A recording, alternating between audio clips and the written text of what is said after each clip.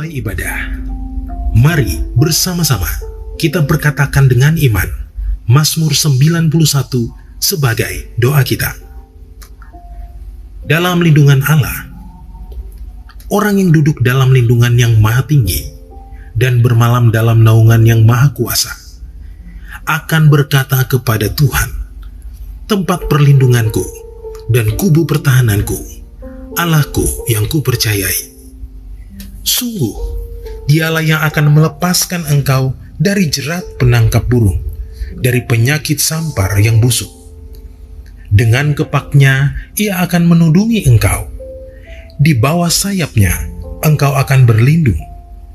Kesetiaannya ialah perisai dan pagar tembok. Engkau tak usah takut terhadap kedahsyatan malam, terhadap panah yang terbang di waktu siang, terhadap penyakit sampar yang berjalan di dalam gelap, terhadap penyakit menular yang mengamuk di waktu petang.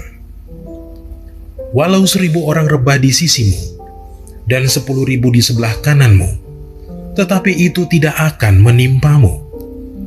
Engkau hanya menontonnya dengan matamu sendiri dan melihat pembalasan terhadap orang-orang fasik.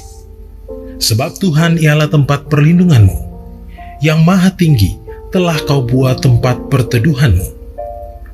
Malapetaka tidak akan menimpa kamu, dan tulah tidak akan mendekat kepada kemahmu. Sebab malaikat-malaikatnya akan diperintahkannya kepadamu untuk menjaga engkau di segala jalanmu. Mereka akan menatang engkau di atas tangannya, supaya kakimu jangan terantuk kepada batu. Singa dan ular tedung akan kau langkahi. Engkau akan menginjak anak singa dan ular naga. Sungguh, hatinya melekat kepadaku, maka aku akan meluputkannya. Aku akan membentenginya, sebab ia mengenal namaku. Bila ia berseru kepadaku, aku akan menjawab. Aku akan menyertai dia dalam kesesakan. Aku akan meluputkannya dan memuliakannya.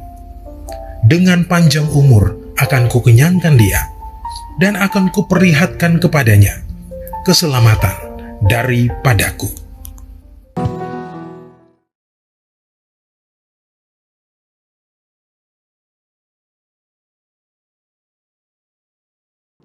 Shalom saudara, saya percaya hari ini kita semua tetap bersuka cita di dalam kebaikan Tuhan.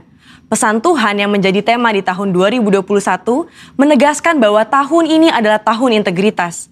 Hal ini berarti kunci kemenangan di tahun ini terletak dari integritas seorang Kristiani dalam segala aspek kehidupannya. Oleh karena itu, dalam edisi Voice of Pentecost kali ini, saya akan membahas tentang berintegritas di tengah krisis hidup. Saudara, di hari-hari ini, ujian integritas sedang terjadi bagi saudara dan saya. Contohnya, apakah kita tetap baik saat dalam tekanan, akan tetap loyal dalam keadaan kekurangan, atau justru berkompromi dengan dunia saat sakit, gagal, bahkan sampai saat miskin mendadak? Saudara, perlu kita ingat bahwa integritas adalah hasil pembentukan dan tidak otomatis bisa dimiliki seseorang. Pembentukan integritas membutuhkan ujian, proses, dan waktu. Di dalam Mazmur 1 ayat 1 berkata, "Berbahagialah orang yang tidak berjalan menurut nasihat orang fasik, yang tidak berdiri di jalan orang berdosa, dan yang tidak duduk dalam kumpulan pencemooh." Jadi, melalui ujian, seseorang bisa terbukti apakah ia ada di jalan yang benar atau tidak. Lalu, berapakah lama waktu dari proses pembentukan integritas? 30 hari, 3 bulan, atau 1 tahun? Yang pasti proses ini akan berbeda di setiap individunya. Orang yang dibentuk integritasnya memerlukan kekuatan spiritual, kejiwaan, dan fisik. Asupan ini diperlukan di awal proses, di tengah ujian, hingga akhirnya menjadi pemenang untuk berbuah. Untuk melewati proses pembentukan integritas, kita tentu perlu bertumbuh dan berakar di dalam firman Tuhan. Saudara, penting untuk kita memperhatikan akar dari kehidupan kita. Di dalam Mazmur 1 ayat 1, pemazmur menggambarkan hidup seseorang yang benar, yaitu orang yang tidak tergoda untuk berkompromi dengan nilai kefasikan, dosa, bahkan kumpulan pencemooh. Tentunya, nilai ini dilakukan karena seseorang ini berakar di dalam firman Tuhan.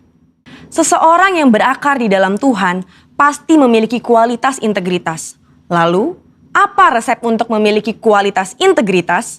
Sesuai dengan Mazmur 1 ayat 2, kita harus menjadikan Taurat itu kesukaan dan merenungkan Taurat itu siang dan malam. Kata kesukaan dan merenungkan firman Tuhan menggambarkan hubungan yang dimiliki orang berintegritas dengan Tuhan. Mazmur 1 ayat 3 berkata, "Ia seperti pohon yang ditanam di tepi aliran air, yang menghasilkan buahnya pada musimnya, dan yang tidak layu daunnya. Apa saja yang diperbuatnya berhasil." Untuk hidup, jelas sebuah pohon membutuhkan air. Namun, betapa beruntungnya pohon yang ditanam di tepi aliran air. Ia tidak membutuhkan waktu lama dan usaha besar untuk akarnya mencari air. Kesukaan dan merenungkan firman-Nya siang dan malam merupakan gaya hidup orang berintegritas. Hal ini digambarkan dalam Mazmur 1 ayat 2 dan 3. Dikatakan gaya hidup karena hal ini dilakukan setiap hari. Apakah mungkin gaya hidup terbentuk begitu saja? Jawabannya adalah tidak. Hal ini dimulai dari cinta mula-mula. Namun orang benar perlu membangun disiplin rohani dan memelihara cintanya. Disiplin rohani dalam pembacaan dan perenungan firman Tuhan menunjukkan gaya hidup orang berintegritas. Seperti pohon yang bertumbuh dan berakar di tepi aliran air, akan mudah untuk bertumbuh dan berbuah. Demikian digambarkan gaya hidup orang yang berintegritas, yang kesukaannya ialah merenungkan firman Tuhan siang dan malam. Dalam Yohanes 15 ayat 7 dan 8 berkata, "Jikalau kamu tinggal di dalam aku dan firmanku tinggal di dalam kamu, mintalah apa saja yang kamu kehendaki dan kamu akan menerimanya. Dalam hal inilah Bapa-Ku dipermuliakan, yaitu jika kamu berbuah banyak dan dengan demikian kamu adalah murid-murid-Ku."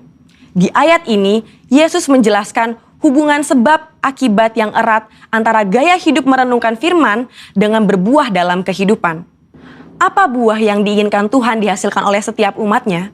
Buah-buah yang Tuhan ingin kita hasilkan adalah buah pertobatan, buah kehidupan, buah karakter, dan buah jiwa-jiwa. Selain itu, apa dampak lain dari tertanam di tepi aliran air? Dalam Mazmur 1 ayat 3 menjelaskan dengan tidak layu daunnya. Hal ini sama dengan kita memiliki daya tahan yang tinggi terhadap berbagai situasi kehidupan.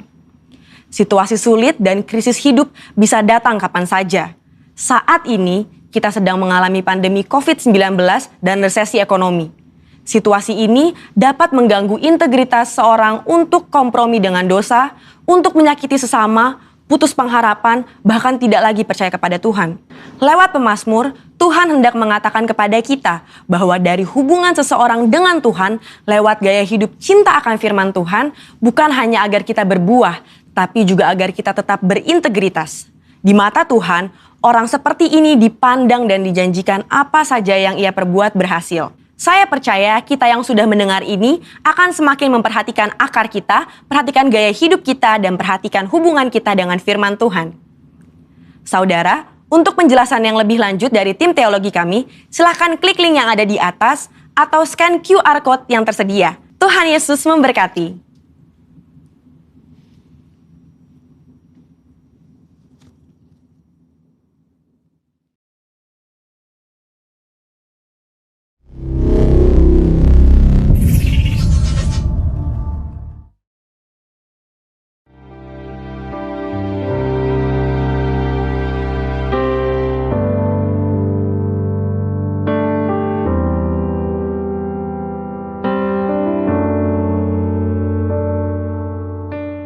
Mari kita memuji Tuhan.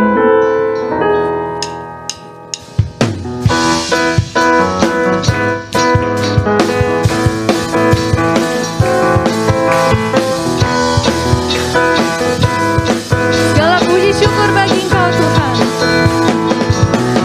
Segala puji syukur hanya bagi-Mu Tuhan. Sebab Kau yang layak dipuja.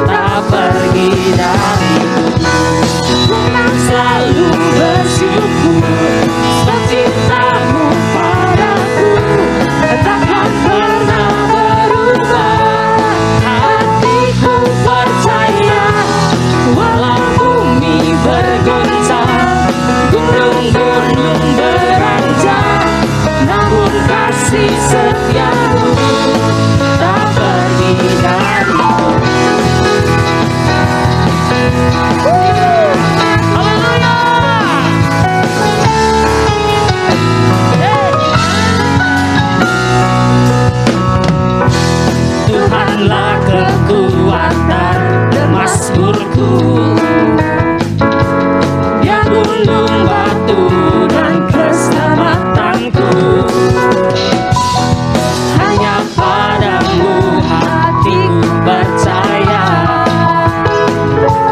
Kaulah menara dan kota perlindungan. Ku mau selalu bersyukur sebab cintamu padaku takkan pernah berubah. Hatiku percaya, walau bumi bergoncang, gunung-gunung beranjak, namun kasih setiamu tak pergi dariku. Ku mau selalu bersyukur sebab cintamu padaku takkan pernah berubah. Hatiku percaya, walau bumi bergoncang, gunung-gunung beranjak, namun kasih setiamu tak pergi dariku. Kasih setiamu tak pergi dariku. Kasih setiamu tak pergi dariku.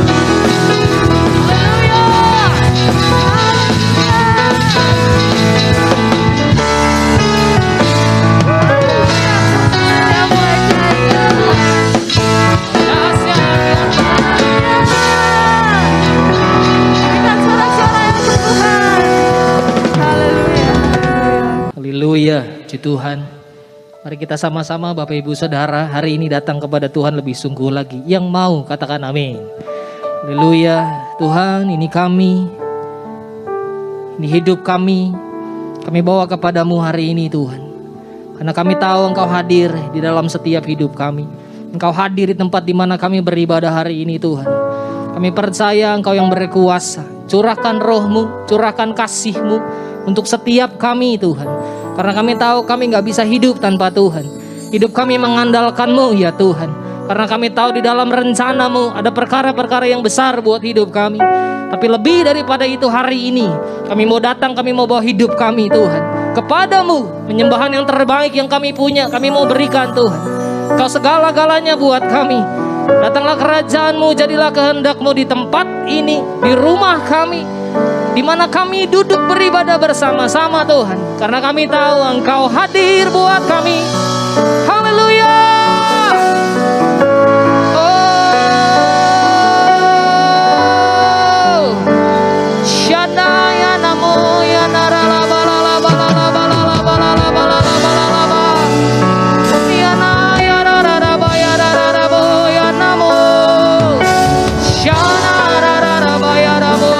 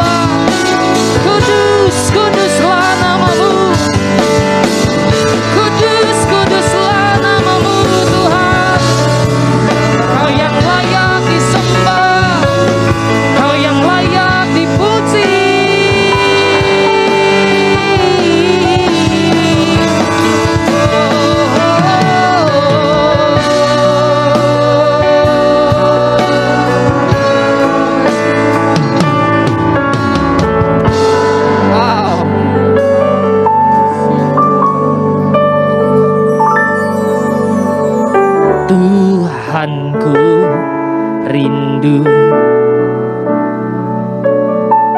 masuk dalam hadirat-Mu.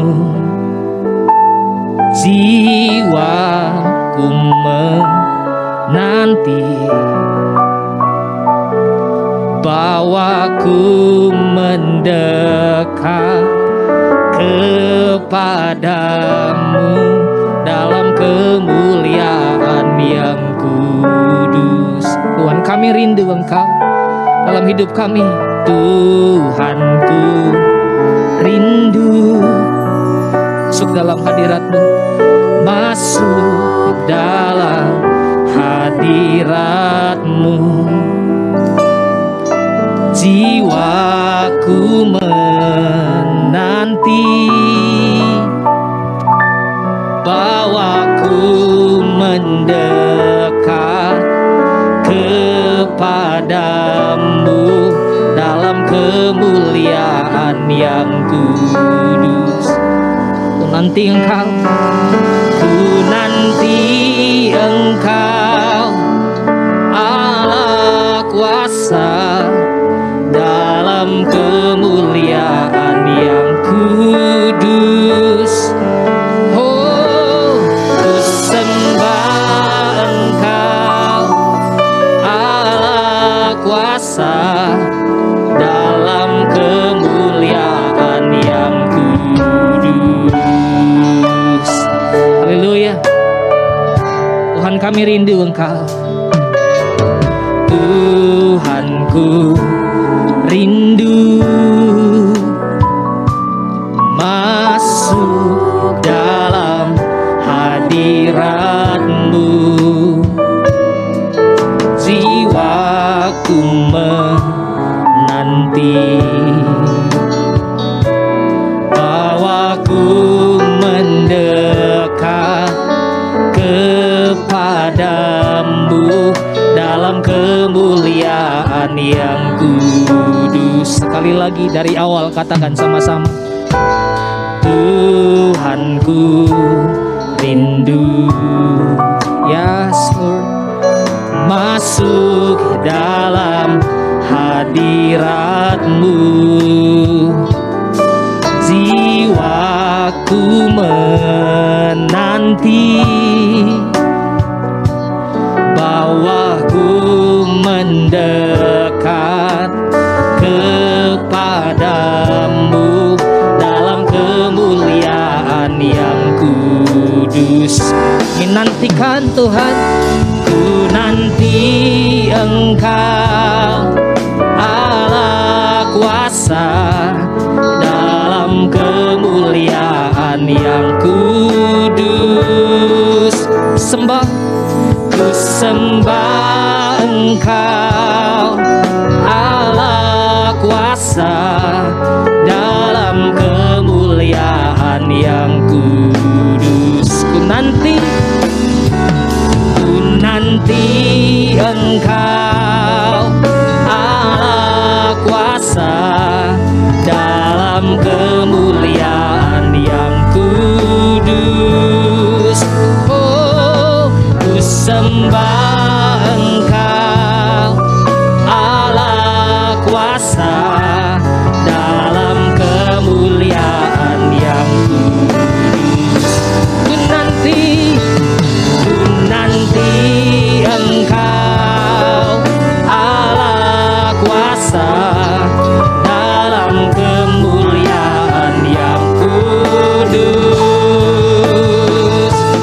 Ku sembah Engkau, Allah kuasa dalam kemuliaan yang kudus. Tuhan, ini kerinduan kami padamu. Tuhanku rindu masuk dalam hadirat-Mu, ya Tuhan, ya seluruh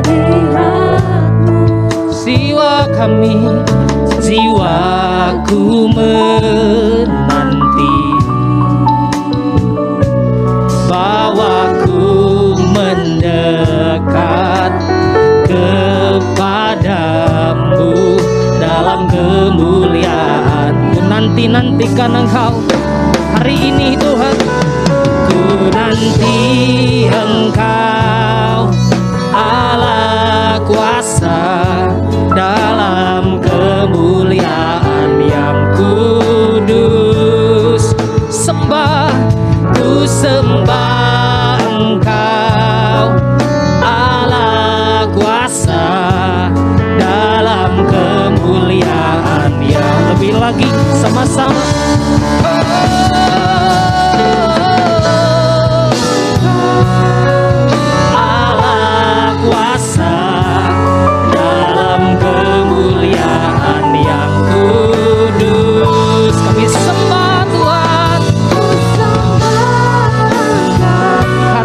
dalam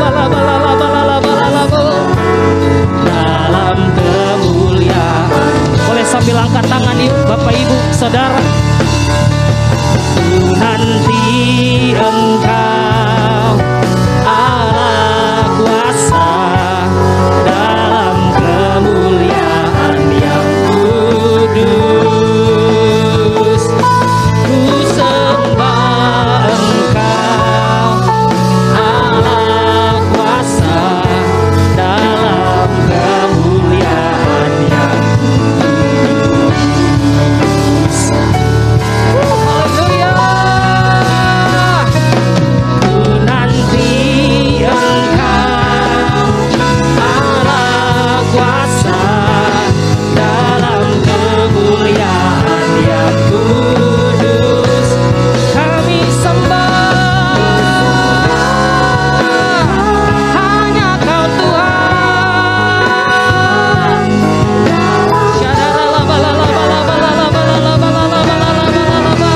Ku nanti Engkau Allah kuasa.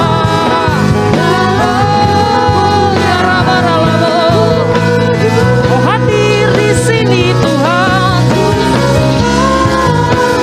Allah kuasa dalam kemuliaan yang kudus, dalam kemuliaan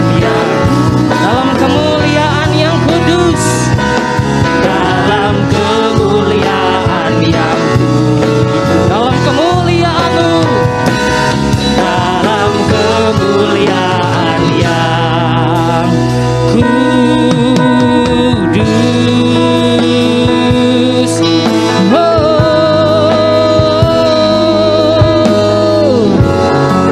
Dalam kemuliaan kudus-Mu kami menyembah-Mu.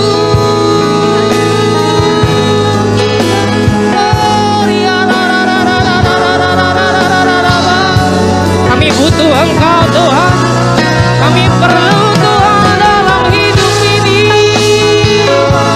Kasih setia-Mu, lawatan-Mu Tuhan, surahkan sekarang hari ini sama kami.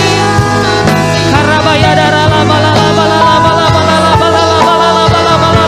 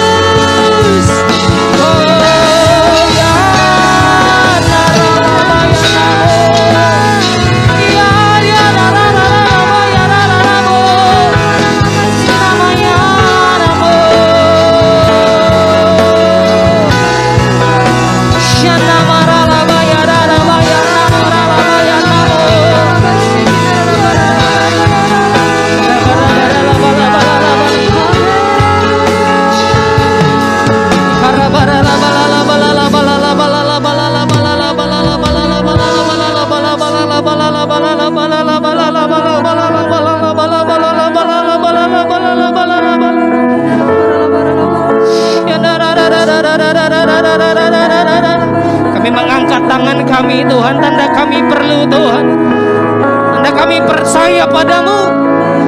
Biar apapun yang terjadi dalam hidup setiap kami tahu Tuhan yang pegang kendali hidup kami Tuhan. Saya mau ajak saudara bahasa roh sama-sama. Yang bisa bahasa roh, yang bahasa roh. Aktifkan roh kita sama-sama di hadirat Tuhan.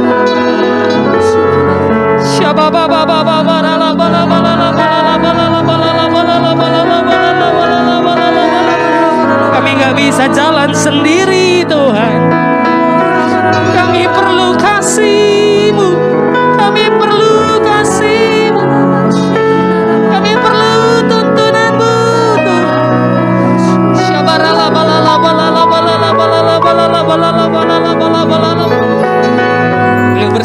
saudara bersyukur sama Tuhan. Doa, saudara doa sama Tuhan. Wow.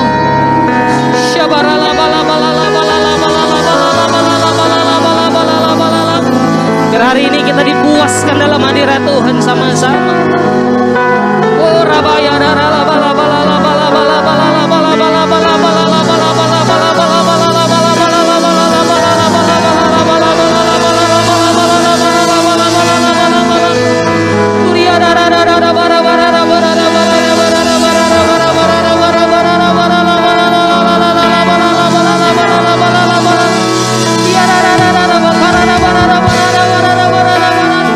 revival terjadi, mujizat terjadi, penuaian terjadi ya Tuhan.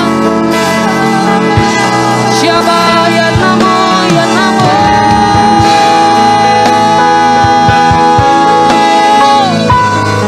Haleluya, haleluya. Nasihat perbuatanmu dalam kami, dahsyat hadiratmu ya Tuhan. Kami rindu Engkau lebih lagi.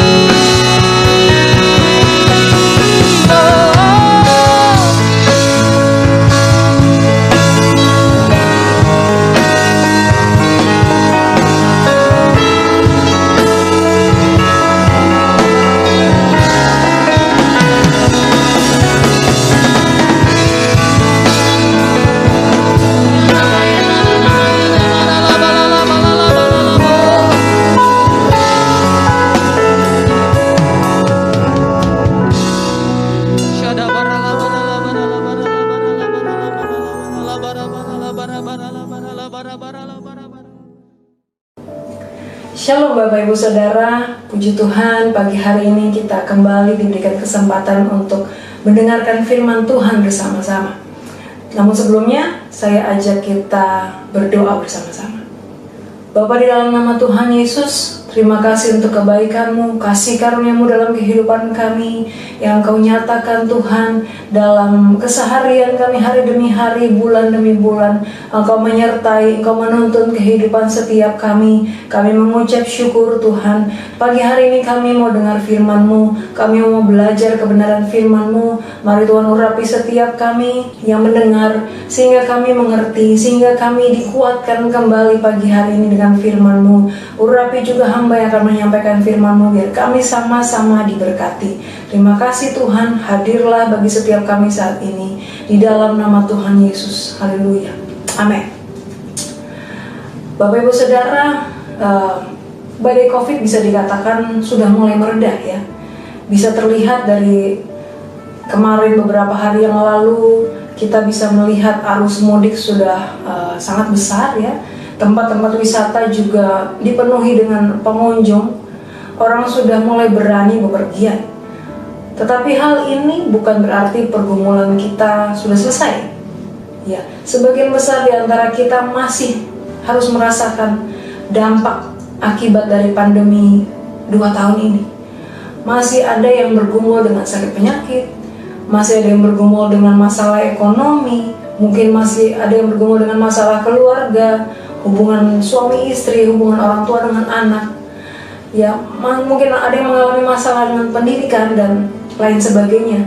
Tidak ada satupun dari antara kita yang luput, tidak ada satupun dari antara kita yang bisa menghindar dari badai ini, dari pandemi ini.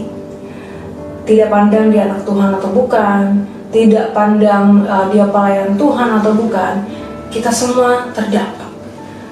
Tetapi satu hal yang perlu kita ketahui bersama adalah bahwa setiap penderitaan, setiap masalah, sakit penyakit yang kita alami itu bukanlah berasal daripada Tuhan Bapak Ibu, melainkan dari si iblis, tetapi atas izin Tuhan. Nah, pagi hari ini kita mau belajar sama-sama dari seorang tokoh Alkitab. Saya percaya kita semua tahu kisah ini. Kita akan baca bersama dari kitab Ayub pasal yang pertama. Saya akan bacakan beberapa ayat Bapak Ibu bisa mengikuti nanti dari layar Bapak Ibu. Saya akan mulai dari Ayub pasal pertama ayat yang pertama. Demikian firman Tuhan. Ada seorang laki-laki di tanah Uz bernama Ayub. Orang itu saleh dan jujur. Ia takut akan Allah dan menjauhi kejahatan. Saya lompat ayat ke-6. Pada suatu hari datanglah anak-anak Allah menghadap Tuhan, dan di antara mereka datanglah juga iblis. Lalu bertanyalah Tuhan kepada iblis, "Dari mana engkau?" Lalu jawab iblis kepada Tuhan, "Dari perjalanan mengelilingi dan menjelajah bumi." Lalu bertanyalah Tuhan kepada iblis, "Apakah engkau memperhatikan hambaku Ayub? Sebab tiada seorang pun di bumi seperti dia, yang demikian saleh dan jujur, yang takut akan Allah dan menjauhi kejahatan." Lalu jawab iblis kepada Tuhan, "Apakah dengan tidak mendapat apa-apa Ayub tetap takut akan Allah? Bukankah engkau yang membuat pagar sekeliling dia dan rumahnya, serta segala yang dimilikinya? Apa yang dikerjakannya telah kau berkati, dan apa yang dimilikinya makin bertambah di negeri itu. Tetapi ulurkanlah tanganmu dan jamahlah segala yang dipunyainya. Ia pasti mengutuki engkau di hadapanmu." Ayat ke-12, maka firman Tuhan kepada iblis, "Nah, segala yang dipunyainya ada dalam kuasamu. Hanya janganlah engkau mengulurkan tanganmu terhadap dirinya." Kemudian pergilah iblis dari hadapan Tuhan. Dari ayat-ayat tersebut ada beberapa informasi yang bisa kita dapatkan. Antara lain yang pertama, di ayat pertama kita bisa melihat bahwa Ayub orang yang saleh dan jujur. Ia takut akan Allah dan menjauhi kejahatan. Lalu informasi yang kedua kita bisa lihat dari ayat ke-8, kesalehan dan kejujuran Ayub diakui oleh Tuhan. Informasi yang ketiga dari ayat 10, selama ini Tuhan memagari, melindungi Ayub dan memberkati segala yang dikerjakannya. Kemudian informasi yang keempat, iblis mendapat izin dari Tuhan untuk menguasai segala yang dimiliki Ayub. Ada di ayat yang ke-12.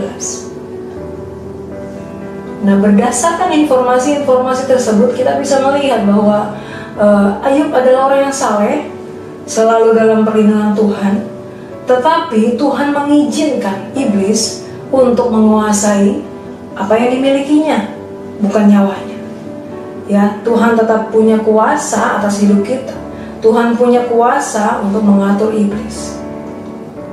Lalu kita tahu cerita selanjutnya, bahwa Ayub mengalami penderitaan yang begitu dahsyat.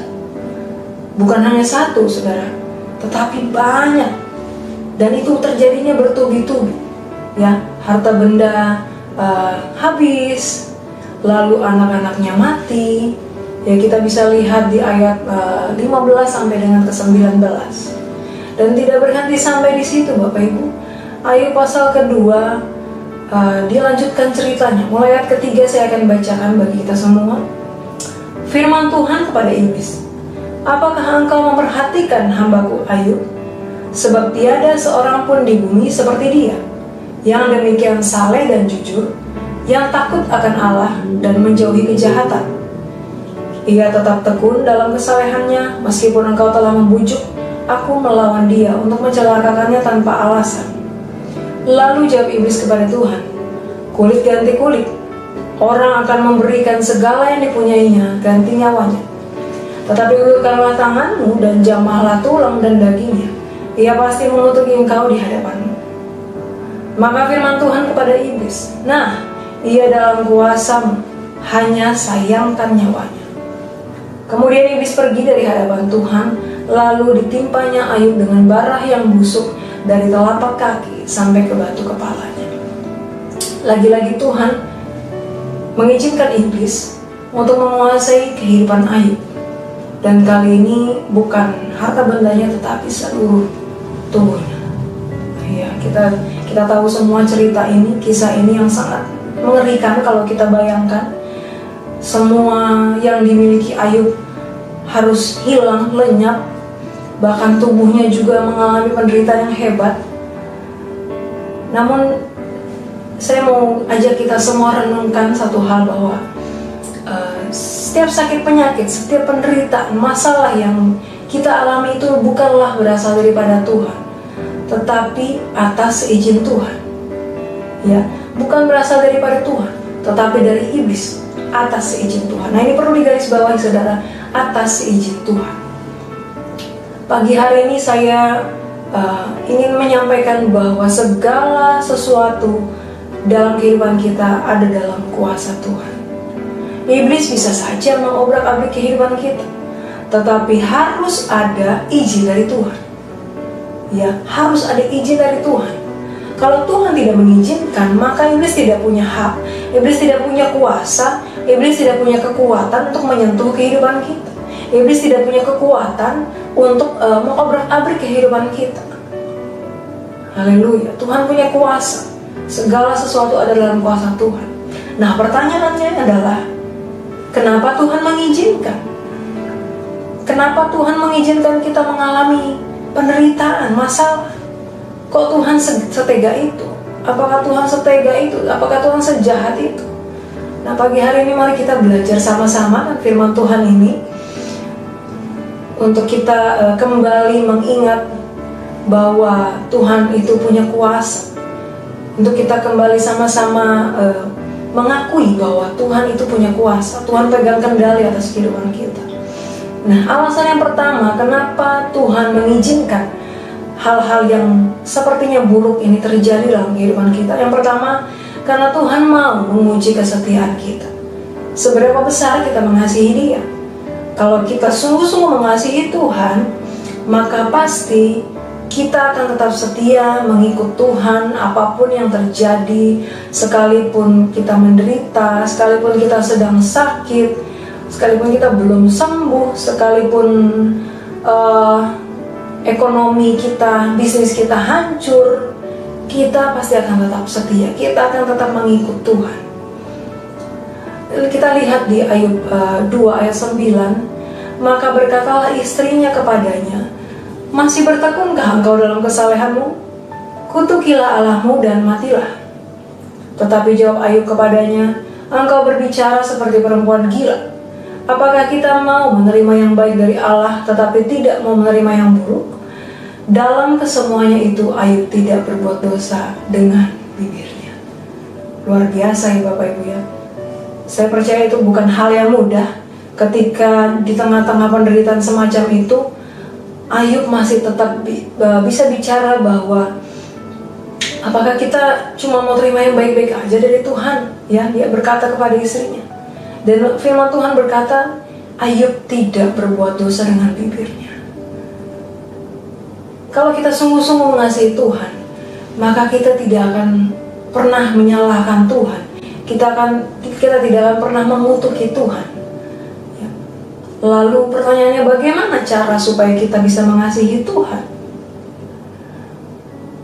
Jawabannya sederhana Bapak Ibu, yaitu kita harus sering-sering berkomunikasi dengan Tuhan. Kita harus sering-sering berkomunikasi, ngobrol sama Tuhan. Caranya bagaimana? Berdoa, baca firman.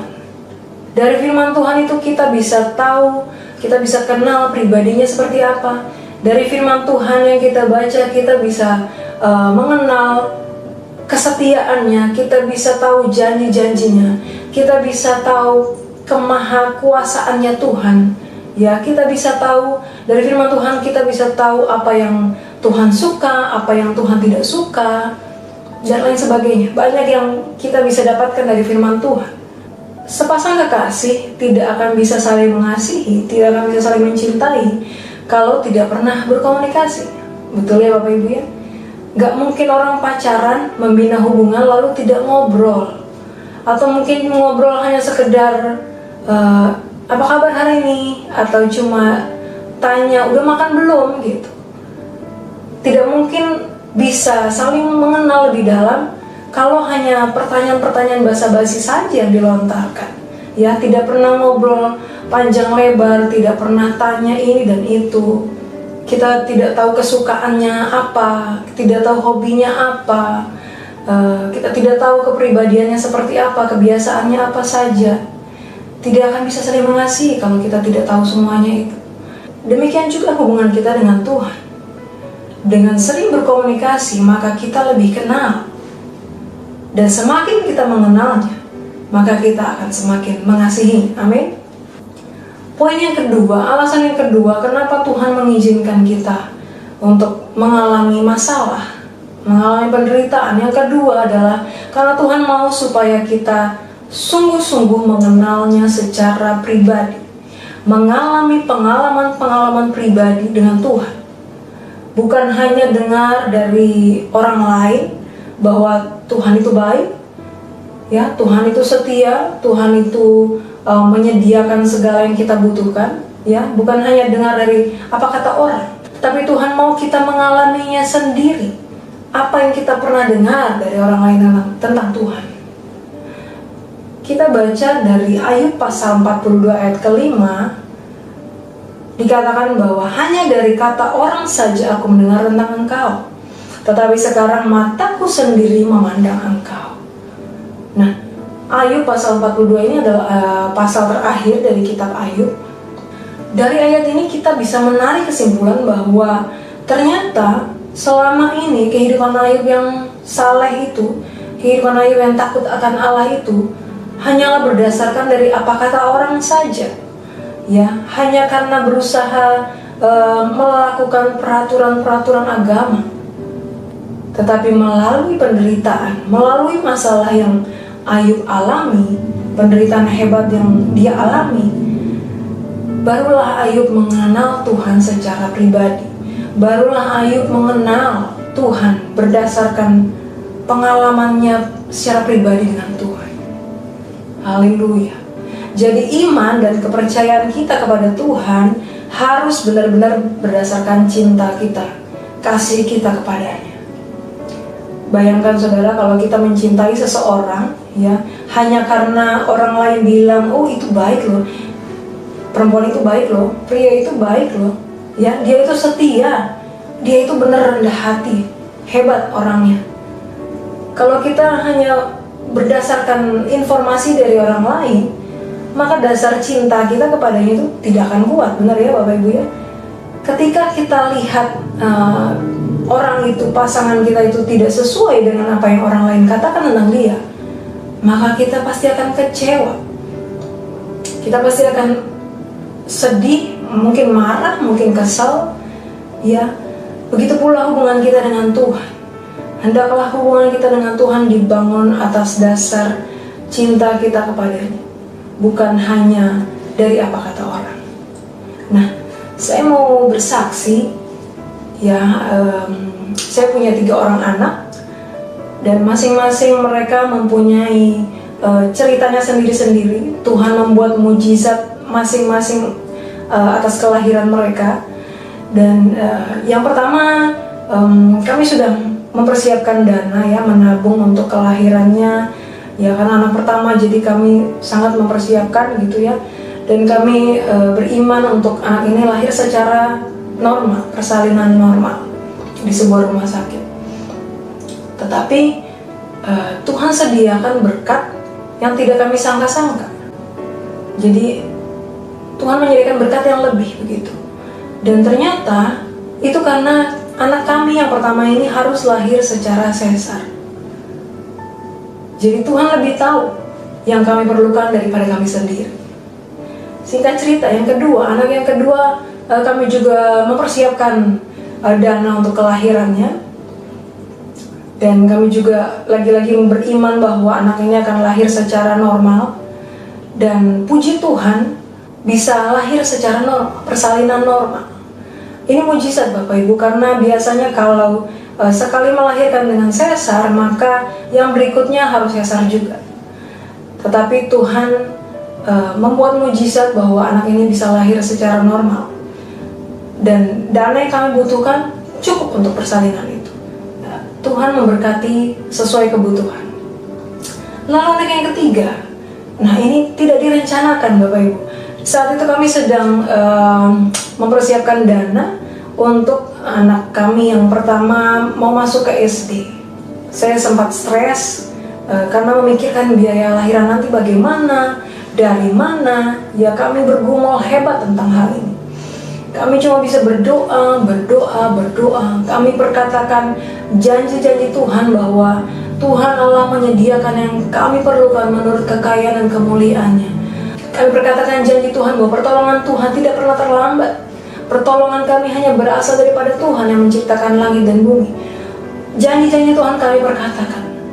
Ya, kami berdoa, kami perkatakan janji Tuhan. Dan puji Tuhan, Tuhan menguatkan kami, Tuhan mengingatkan kami akan proses kelahiran anak pertama dan kedua kami. Ya, bagaimana Tuhan melakukan mujizat, bagaimana Tuhan menyediakan sesuai dengan yang kami butuhkan. Nah, inilah pengalaman pribadi dengan Tuhan. Saya bukan lagi hanya mendengar cerita atau kesaksian dari orang lain, dari hamba Tuhan tentang mujizat penyediaan Tuhan, tetapi saya mengalaminya langsung. Saya mengalaminya sendiri. Dan oleh karena itu saya semakin mengenal Tuhan sebagai Allah yang menyediakan. Dan benar saja Bapak Ibu, 3 minggu menjelang melahirkan anak yang ketiga ini, jalan itu baru terbuka. Jadi Tuhan ini menjawab doa kami bukan di bulan pertama, kedua, ketiga kehamilan atau bulan ke-6 dan seterusnya, tetapi masuk bulan ke-9 ya, sepertinya mepet sekali. Masuk bulan ke-9, 3 minggu sebelum melahirkan, Tuhan buka jalan. Ya, sepertinya menurut manusia ini udah terlambat, udah deh, gak mungkin terjadi. Tapi di dalam Tuhan tidak ada kata terlambat. Amin. Menurut manusia mepet banget, terlambatlah ini. Tetapi bagi Tuhan tidak ada yang terlambat. Tuhan lebih tahu kapan harus menolong kita. Haleluya. Puji Tuhan. Nah, saya mau dorong Bapak Ibu, mari berdoa untuk minta supaya kita semua, supaya Bapak Ibu bisa mengalami pengalaman pribadi dengan Tuhan dalam kehidupan sehari-hari. Apakah kita pernah kecewa dengan Tuhan karena mungkin yang kita alami berbeda ya, berbeda dengan apa yang diceritakan oleh hamba Tuhan, berbeda dengan apa yang diceritakan oleh orang lain. Kalau kita pernah kecewa, berarti kemungkinan besar kita belum mengenal Tuhan secara pribadi. Ya, lalu pertanyaannya bagaimana supaya kita bisa mengenal Tuhan secara pribadi? Kembali lagi ke poin yang pertama tadi, berkomunikasilah dengan Tuhan. Bangunlah komunikasi dengan Tuhan. Mari berdoa, minta sama Tuhan supaya kita bisa mengalami perjumpaan pribadi dengan Tuhan, bisa mengalami pengalaman-pengalaman rohani, pengalaman-pengalaman pribadi dengan Tuhan. Haleluya. Nah, poin yang ketiga, alasan yang ketiga, kenapa Tuhan mengizinkan kita mengalami hal-hal yang tidak enak, mengalami penderitaan, masalah dan sebagainya. Yang ketiga yaitu karena Tuhan mau, tanda petik, memamerkan ya. Tuhan mau memamerkan atau membangga-banggakan kita di depan iblis atau musuh kita. Di saat kita mengalami pergumulan, ingatlah bahwa Tuhan itu tahu pasti bahwa kita sanggup menanggungnya. Tidak akan melebihi kekuatan kita. Percayalah Bapak Ibu, karena itu sudah tertulis dalam janji Tuhan, dalam firman Tuhan di 1 Korintus 10 ayat ke-13. Pencobaan-pencobaan yang kamu alami ialah pencobaan-pencobaan biasa yang tidak melebihi kekuatan manusia. Sebab Allah setia, dan karena itu Ia tidak akan membiarkan kamu dicobai melampaui kekuatanmu. Pada waktu kamu dicobai, Ia akan memberikan kepadamu jalan keluar, sehingga kamu dapat menanggungnya. Puji Tuhan. Ini janji Tuhan yang pasti, yang sangat jelas, bahwa Tuhan akan menolong, bahwa Tuhan akan memberikan kekuatan. Ya, Tuhan tahu kita sanggup menanggungnya. Imani saja bahwa ketika penderitaan itu datang, berarti kita sedang dipamerkan ya di depan iblis. Tuhan mau menunjukkan kepada iblis bahwa kita ini adalah anak Tuhan yang tidak akan mengkhianati Tuhan, ya, bahwa kita adalah anak Tuhan yang tidak akan kecewa, tidak akan lari daripada Tuhan. Itu berarti Tuhan bangga kepada kita. Tuhan ingin menunjukkan kepada iblis bahwa ini loh anakku yang saleh, ini loh anakku yang takut akan aku, takut akan Allah. Dan dengan demikian kita berkenan kepadanya. Wow, Maukah saudara mendengar Tuhan mengatakan hal itu kepada kita, bahwa kita berkenan kepadanya? Saya percaya, saya yakin kita semua mau. Amin. Seperti ketika Yesus dibaptis dalam kitab Matius pasal ketiga ayat 17. Lalu terdengarlah suara dari surga yang mengatakan, inilah anakku yang kukasihi, kepadanya lah aku berkenan. Nah, apa yang harus kita lakukan supaya hidup kita berkenan kepada Tuhan? Kita akan membaca dari Roma pasal 8 ayat ke-8. Di sini jelas tertulis, mereka yang hidup dalam daging tidak mungkin berkenan kepada Allah. Ya, mereka yang hidup dalam daging tidak mungkin berkenan kepada Allah. Lalu Mazmur 51 ayat 8. Sesungguhnya engkau berkenan akan kebenaran dalam batin, dan dengan diam-diam engkau memberitahukan hikmat kepadaku. Nah, kita ini hidup di tengah-tengah dunia yang penuh dengan kedagingan, ya. Setuju ya Bapak Ibu ya. Kita tidak mungkin hidup sendirian. Kita tidak mungkin hidup dengan tidak bergaul dengan sekeliling kita, dengan tetangga, dengan teman-teman, lingkungan, dimanapun kita ditempatkan Tuhan. Dan dari antar lingkungan itu banyak yang ada yang sudah mengenal Tuhan dan ada yang belum mengenal Tuhan. Kita tidak mungkin menghindar dari lingkungan itu. Dan dengan demikian sangat mungkin bagi kita untuk kita terseret dan jatuh di dalam dosa. Mazmur 51 ini berbicara tentang pengakuan dosa. Berarti kita perlu mengaku dosa, kita perlu minta ampun kepada Tuhan setiap hari, dan berusaha hidup dalam kebenaran firman Tuhan, supaya hidup kita tetap berkenan kepada Tuhan. Nah, kalau Tuhan sudah berkenan atas hidup kita, maka segala sesuatu yang baik pasti akan kita alami. Amin Bapak Ibu. Ya, kalau kita sudah berkenan, kalau hidup kita sudah berkenan di hadapan Tuhan, maka segala sesuatu yang baik pasti akan kita alami. Kalau kita berkenan kepada anak kita, maka kita akan mau memberikan dia apa saja yang dia minta. Seorang karyawan yang dibangga-banggakan oleh atasannya pasti akan menerima lebih. Mungkin itu penghargaan atau promosi, kepercayaan yang lebih, kenaikan gaji dan sebagainya. Ya, pasti akan ada berkat lebih yang Tuhan sediakan bagi orang yang berkenan kepadanya. Amin Bapak Ibu. Selalu ada tujuan Tuhan di balik segala hal yang terjadi dalam kehidupan kita. Dan tetapi bukannya kita lalu hanya diam saja ya Bapak Ibu. Ya, Tuhan punya kuasa dalam hidup kita, yes. Tetapi bukan berarti kita cuma diam saja menunggu kuasa Tuhan bekerja. Tetapi kita harus melakukan bagian kita. Apa bagian kita? Yaitu membangun komunikasi. Ya, membangun komunikasi dengan Tuhan, menghidupi firman Tuhan. Bukan hanya membaca, tetapi menghidupi. Berusaha. Memang tidak mudah menghidupi firman Tuhan, tetapi kita mau berusaha, belajar setiap hari dengan kekuatan yang daripada Tuhan. Saya mau ajak kita, ayo bangun lagi komunikasi dengan Tuhan. Mungkin hari-hari ini engkau yang sudah mulai mau mundur dari Tuhan, mungkin mulai kecewa, mungkin mulai bertanya-tanya, Tuhan kapan masalah ini selesai? Kapan masalah ini pergi dari hadapanku? Saya mau ajak, mari teguhkan imanmu, berdoa, baca firman, hidupi firman Tuhan, supaya hidup kita berkenan kepada Tuhan.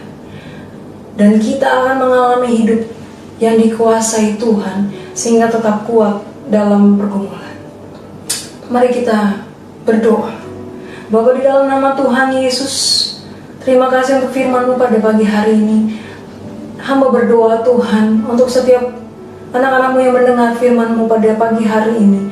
Kuatkan mereka, teguhkan mereka, cengkeram mereka kuat-kuat ya Tuhan, supaya mereka mengalami Tuhan, supaya mereka tetap berpegang teguh kepadamu, mereka tetap setia kepadamu Tuhan, bahwa mereka mengalami perjumpaan pribadi dengan Tuhan, bahwa mereka mengalami pengalaman-pengalaman pribadi dengan Tuhan, sehingga mereka semakin mengenal Tuhan, mereka semakin merasakan, mengalami kuasa Allah dalam kehidupan mereka, dan mereka akan tetap kuat berjalan bersama dengan-Mu. Kami percaya Tuhan, dengan-Mu Tuhan, kami akan melakukan perkara-perkara yang besar Tuhan. Terima kasih Bapa, kuatkan, teguhkan anak-anak-Mu Tuhan. Di dalam nama Tuhan Yesus, Roh Kudus, Roh Allah, kuasai hati pikiran mereka, sehingga tidak ada satupun yang mundur daripada Tuhan. Semua kami akan terus bangkit, maju di dalam Tuhan. Terima kasih Bapa. Terpuji-pujilah nama-Mu Tuhan, dalam nama Tuhan Yesus. Haleluya, haleluya. Amin. Mari kita siapkan hati untuk menerima doa berkat. Kasih karunia dari Allah Bapa di dalam anaknya yang tunggal Tuhan Yesus Kristus, dan persekutuan yang manis dengan Roh Kudus, kiranya selalu menyertai kita senantiasa mulai hari ini sampai Maranatha Tuhan Yesus datang di kali yang kedua, menjemput kita di awan-awan yang permai, bahkan sampai selama-lamanya. Setiap kita yang percaya terima berkat Tuhan, sama-sama katakan amin. Haleluya. Selamat hari Minggu, Tuhan Yesus memberkati.